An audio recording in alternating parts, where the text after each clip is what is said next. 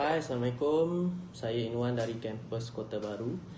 Hari ini saya nak bercakap mengenai salah satu teori komunikasi yang saya belajar, iaitu teori semantik umum. Korang tahu kan yang teori komunikasi ni bermaksud satu proses interaksi antara individu dan kumpulan dengan menggunakan simbol untuk mencipta dan mentafsir makna. Okey. Kebanyakan daripada kita berkomunikasi menggunakan bahasa. Ada juga yang menggunakan isyarat sebagai simbol komunikasi. Semua tu terpulang kepada diri masing-masing.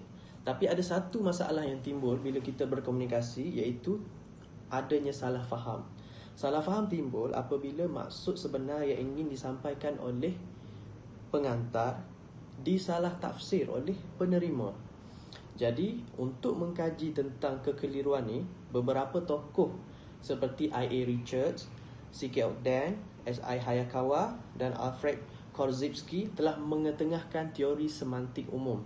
Okey, teori semantik umum ni mengandaikan kekeliruan dan salah faham dapat dielakkan jika kita memahami betul-betul simbol yang digunakan dalam komunikasi tersebut. Simbol dalam komunikasi mempunyai ciri-ciri penting.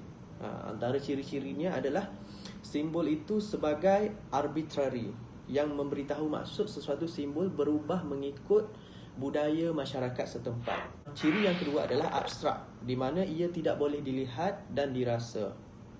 Ciri yang ketiga adalah simbol itu kabur, iaitu mempunyai pengertian yang kabur dan pelbagai. Kepentingan teori semantik umum ini kepada saya ialah teori ini mengajar saya tentang ciri-ciri yang terdapat pada simbol yang kita gunakan dalam komunikasi, sekaligus mengelakkan kekeliruan dan salah faham dalam komunikasi. Sebagai contoh, ciri arbitrary yang memberitahu maksud sesuatu simbol berubah mengikut budaya masyarakat setempat. Okey, contoh terdekat yang saya boleh bagi adalah perkataan kopek. Perkataan kopek, kalau orang luar daripada Kelantan, dia gunakan perkataan kopek sebagai salah satu istilah untuk membuat kulit daripada buah, mengopek kelapa, mengopek durian. Jadi, bagi orang Kelantan, perkataan kopek itu adalah satu perkataan yang lucah. Jadi, sekiranya orang luar daripada Kelantan datang ke Kelantan dan menggunakan perkataan kopek di kedai, mereka akan boleh menimbulkan fitnah, boleh menimbulkan kekeliruan lah dalam komunikasi. Okey. Jadi, pemahaman teori semantik ni dapat mengelakkan salah faham dan kekeliruan dalam saya berkomunikasi. Okey, sebab tu pentingnya teori semantik umum ni dalam kehidupan seharian saya. Dalam kehidupan seharian saya banyak berkomunikasi berpandukan teori semantik umum ni.